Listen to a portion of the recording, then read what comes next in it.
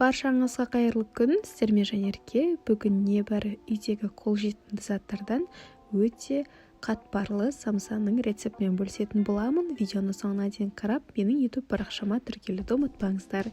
Ең бірінші қамырын илейміз. Ұнға 1 шай қасық тұз қосып, жақсылап араластырамыз. Ал енді ұнымыздың ортасын ашып, 1 дана жұмыртқамызды қосамыз.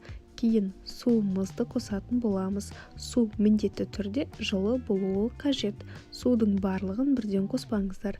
Біртіндеп араластыра отырып, өте жұмсақ қамыр илейміз.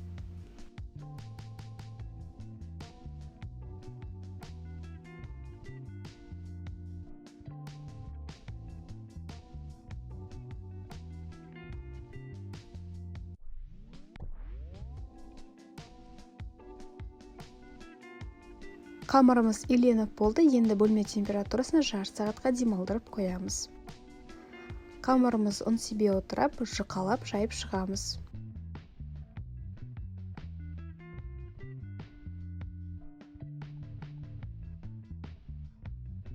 Қамырымызды жайып болдық. Енді арасына ерітілген сары майымызды жағамыз.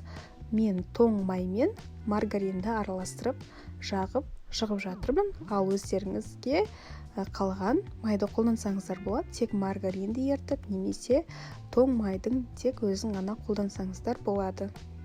Ал енді қамырымызды орап болдық. Кейін пакетке салып, холодильникке 20 минутқа салып қоямыз.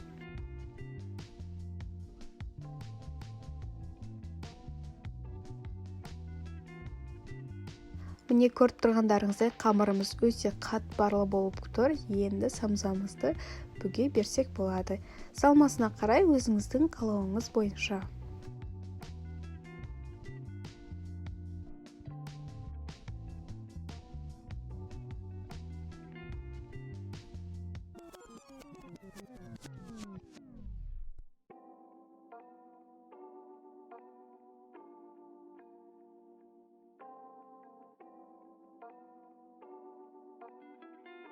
Міне самсаларымызды бүгіп болдық. Енді бетіне жұмыртқа жағып, күнжіт сеуіп қызып тұрған пеште 180 градуста 20-25 минутта пісіріп аламыз. Сонымен бүгінгі біздің қатпарлы самсаларымыз дайын болды. Ал сіздерге видеом ұнаса лайк басып, пікіріңіз болса комментарий бөліміне қалдыруды, ең бастысы менің YouTube парақшама тіркелуді ұмытпаңыздар. Сіздермен қызықты видео рецептермен бөлісетін боламын. Видеомды соңына дейін қарағандарыңызға рахмет. Сіздермен болған Жанерке.